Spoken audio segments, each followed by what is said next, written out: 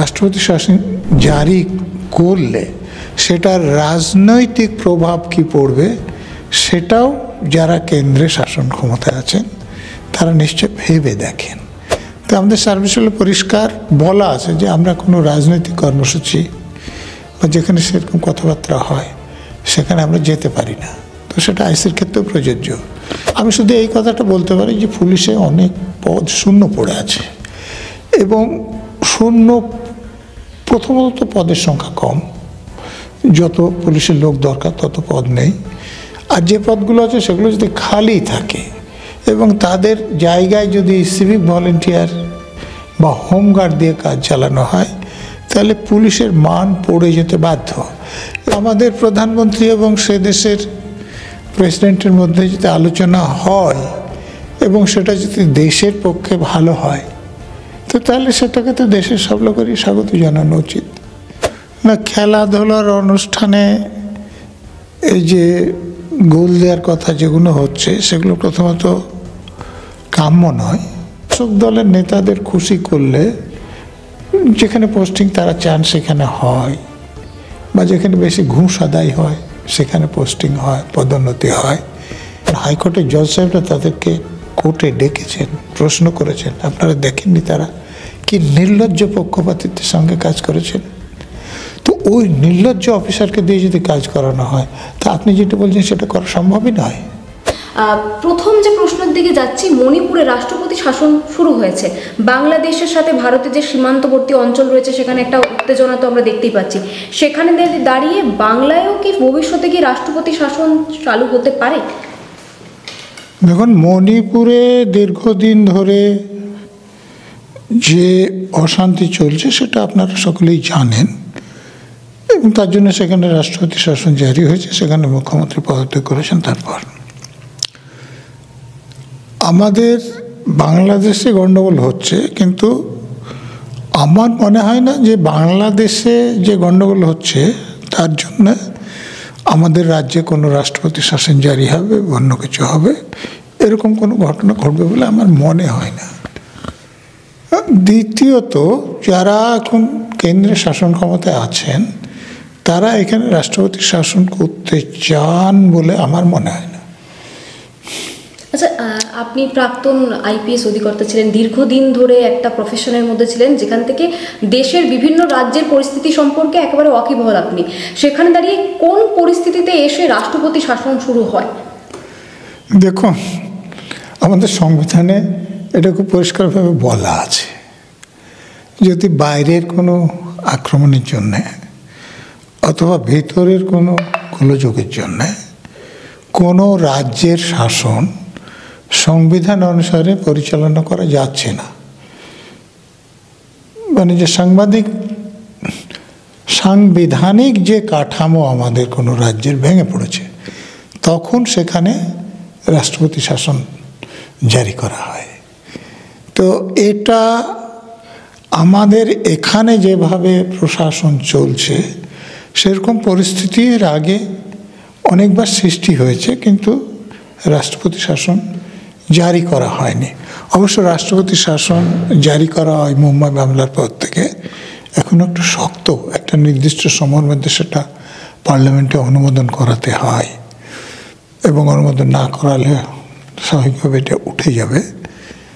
আর রাষ্ট্রপতি শাসন জারি করলে সেটার রাজনৈতিক প্রভাব কি পড়বে সেটাও যারা কেন্দ্রে শাসন ক্ষমতায় আছেন তারা নিশ্চয় ভেবে দেখেন। অথবা যে সরকার আছে তাদেরকে সরিয়ে দিয়ে সেখানে রাষ্ট্রপতি শাসন জারি করলে তাদের কোনো রাজনৈতিক সুবিধা হবে কিনা এটা তো তারা অবশ্যই দেখবেন। গতকাল দেখলাম একেবারে মোদি আর ট্রাম্পের যে বৈঠক, সেই বৈঠক দেখে তৃণমূল এবং যারা বিরোধীরা রয়েছেন তারা যেমন একদিকে কটাক্ষ করছেন যে ট্রাম্প কোথাও গিয়ে সাংবাদিকদের বাংলাদেশ প্রসঙ্গ সেটা উড়িয়ে দিলেন। আবার দেখা যাচ্ছে ট্রাম্পের মুখে মোদির প্রশংসা শোনা যাচ্ছে, তিনি বলছেন যে বাংলাদেশ প্রসঙ্গে মোদি সরকার যা করবে ট্রাম্প তার সাথে আছে। আপনি কিভাবে দেখছেন বিষয়টিকে? দেখুন, এর আগেও তো একবার ট্রাম্প সেখানে রাষ্ট্রপ্রধান ছিলেন এবং মোদি যখন ওখানে গিয়েছিলেন তো মোদি হ্যায় তো মুমকিন হ্যায় আপনি শুনেছিলেন। আবার এখানে ট্রাম্পকে নিয়ে এসে সব যেগুলো দেখানো উচিত নয় সেগুলোকে ঘিরে টিরে দিয়ে নমস্তে ট্রাম্প হয়েছিল। তো সেখানে ট্রাম্প অনেক বেঠিক কথা বলেছিলেন বটে, কিন্তু তাকে আপ্যায়ন কম করা হয়নি। তো অতএব আমাদের দেশের ডিফ্যাক্টো রাষ্ট্রপ্রধানের সঙ্গে, রাষ্ট্রপতি যদিও আমাদের ডিজিওর হেড, কিন্তু প্রধানমন্ত্রী তো ক্ষমতাবান আমাদের রাষ্ট্রের, তো সেখানে প্রেসিডেন্ট ক্ষমতাবান। তো আমাদের প্রধানমন্ত্রী এবং সে দেশের প্রেসিডেন্টের মধ্যে যদি আলোচনা হয় এবং সেটা যদি দেশের পক্ষে ভালো হয়, তো তাহলে সেটাকে তো দেশের সব লোকেরই স্বাগত জানানো উচিত। কিন্তু কোথাও গিয়ে কি বাংলাদেশের জন্য একটু চাপ সৃষ্টি করলো? দেখুন, বাংলাদেশ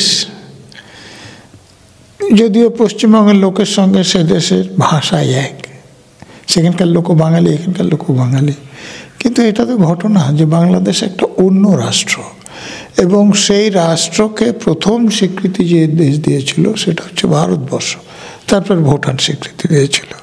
তো এটা আমাদের পররাষ্ট্র নীতি যেরকমভাবে আছে, আমাদের দেশ তো সবসময় চেষ্টা করবে যে বাংলাদেশের সঙ্গে একটা অন্তত ওয়ার্কিং রিলেশনশিপ থাক, যাতে করে আমাদের ভারতের সঙ্গে যেসব দেশ বন্ধু ভাবাপন্ন নয় সেই সব দেশ সুযোগটা না নিতে পারে। তো আমাদেরকে তো সেদিকটা খেয়াল রাখতে হবে, এবং আমাদের দেশের পররাষ্ট্র বিভাগ, আমাদের কেন্দ্রীয় সরকার যে কাজ করবে, আমাদের এমন কিছু বলা বা করা উচিত নয় যে তাতে অসুবিধা হয়। আজকে দেখলাম মালদহেতে, যেখানে দুদিন ছাড়া তৃণমূলের গোষ্ঠীদ্বন্দ্বের জন্য নেতাকে খুন হতে হচ্ছে, সেখানে দেখা গেল তৃণমূলের একজন নেতা তিনি বললেন যে 26-এর নির্বাচনে খুব ভালো মতো করে খেলা হবে, কোনো রেফারি থাকবে না, পাকে লক্ষ্য করে গোল দেওয়ার চেষ্টা করবে, এই ধরনের কথা বললেন। একেবারে সরাসরি স্পষ্ট যে বিধানসভাতে সন্ত্রাস ছড়ানোর কথা চলছে। পাশে বসেছিলেন আইসি কেন চুপ ছিলেন? একজন পুলিশ অধিকর্তা, তিনি কোন পরিস্থিতিতে এসে এই ধরনের অবস্থাতে চুপ থাকে? দেখুন, যে মিটিংয়ের কথা বলছেন সেই মিটিংটা কিসের ছিল আমি জানি না। মিটিং বলতে স্যার, ওখানে খেলাধুলার একটি প্রতিযোগিতা হয়েছিল, তো সেই মঞ্চ থেকে উপস্থিত থেকেই কিন্তু এই ধরনের মন্তব্য করা হয়েছে। না, খেলাধুলার অনুষ্ঠানে এই যে গোল দেওয়ার কথা যেগুলো হচ্ছে সেগুলো প্রথমত কাম্য নয়। আর আমি বলছি, আমাদেরও তো একটা সার্ভিস রুল আছে, আমি আইপিএসে ছিলাম, তো আমাদের সার্ভিস রুলে পরিষ্কার বলা আছে যে আমরা কোনো রাজনৈতিক কর্মসূচি বা যেখানে সেরকম কথাবার্তা হয় সেখানে আমরা যেতে পারি না। তো সেটা আইসির ক্ষেত্রেও প্রযোজ্য। আইসি সেখানে কেন গিয়েছিলেন তিনি বলতে পারবেন। এখন যেটা হয়ে গিয়েছে যে শাসক দলের নেতাদের খুশি করলে যেখানে পোস্টিং তারা চান সেখানে হয়, বা যেখানে বেশি ঘুষ আদায় হয় সেখানে পোস্টিং হয়, পদোন্নতি হয়। আপনি একটা উদাহরণ নিন, ঝালদা পৌরসভায় রাজ্যের শাসক দল নিরঙ্কুশ সংখ্যাগরিষ্ঠতা অর্জন করতে পারেন, কিন্তু সেখানে থানার ভারপ্রাপ্ত অফিসার কংগ্রেসের একজন কাউন্সিলর, যিনি পরে মার্ডার হয়েছেন, তাকে ডেকে বলছেন যে আপনি যদি তৃণমূলে আসেন তাহলে আপনাকে চেয়ারম্যান করা যাবে না, কিন্তু ভাইস চেয়ারম্যান করা যাবে। তো এই কথাটা কি কোনো পুলিশ অফিসার বলতে পারে? কী করে তাকে কী করা হবে তিনি কী করে জানবেন? অর্থাৎ এখানে থানার ভারপ্রাপ্ত অফিসার পার্টির একজন নেতার মতো কথা বলছেন, কাজ করছেন। তো এখন আমাদের এখানে পুলিশ ব্যবস্থার এটা সবথেকে বড় দোষ যে পুলিশের লোকেরা পার্টির নেতার মতো কাজ করছেন এবং কথা বলছেন, পক্ষপাত দুষ্ট হয়ে যাচ্ছেন, যার ফলে দেখবেন যে পুলিশের প্রতি লোকের যে ভয় ভক্তি কোনোটাই নাই। আচ্ছা, যদি শাসক শিবির পরিবর্তন হয়, 26 বিধানসভা নির্বাচন রয়েছে, যদি তৃণমূল সরকারের পর অন্য কোনো রাজনৈতিক দল আসে, সেক্ষেত্রে কি পুলিশের যে এই ধরনের আচরণ, সেই আচরণ পরিবর্তন হবে? আজকে যারা তৃণমূল নেতা হয়েছেন তারা যে দল ক্ষমতা আসবে সেই দলের নেতা হয়ে যাবেন পুলিশের সেই লোকেরা। কারণ অসৎ লোকেরা যে দলই থাক, ওরা নীতি দেখে দল করে না, ওরা দল করে নিজেদের কোথায় বেশি ঘুষ আদায় হবে সেরকম জায়গায় পোস্টিং হবে, পদোন্নতি হবে কোথায়, প্রভাবের পদে কিভাবে যাবে, সেইটা দিকে দল করে। তারা শাসক দল করে, কোনো নির্দিষ্ট তৃণমূল বা কংগ্রেস বা সিপিএম বা বিজেপি এরকম কিছু দেখে তারা দল করে না। আমরা কিছুদিন আগে দেখলাম যে বাজেট অধিবেশন হলো রাজ্যের এবছরের, কিন্তু দীর্ঘদিন ধরে পুলিশদের জন্য যে বাজেট, সেই বাজেট কিন্তু বন্ধ রয়েছে। তারপরেও একটা রাজ্যে পুলিশ প্রশাসন চলছে, বছর পরিবর্তনে নতুন বছরে আসছে, বিধানসভা ভোটও আসতে চললো। এই ধরনের পরিস্থিতিতে শাসন ব্যবস্থার উপর কতটা প্রভাব পড়তে পারে? দেখুন, বাজেট নিয়ে যারা অর্থনীতিবিদ খুব ভালোভাবে বোঝেন তারা কথা বললে ভালো হয়। আমি খুব সাধারণ মানুষ, বাজেটের কথা যদি বলেন, আমি শুধু এই কথাটা বলতে পারি যে পুলিশে অনেক পদ শূন্য পড়ে আছে, এবং শূন্য প্রথমত পদের সংখ্যা কম, যত পুলিশের লোক দরকার তত পদ নেই।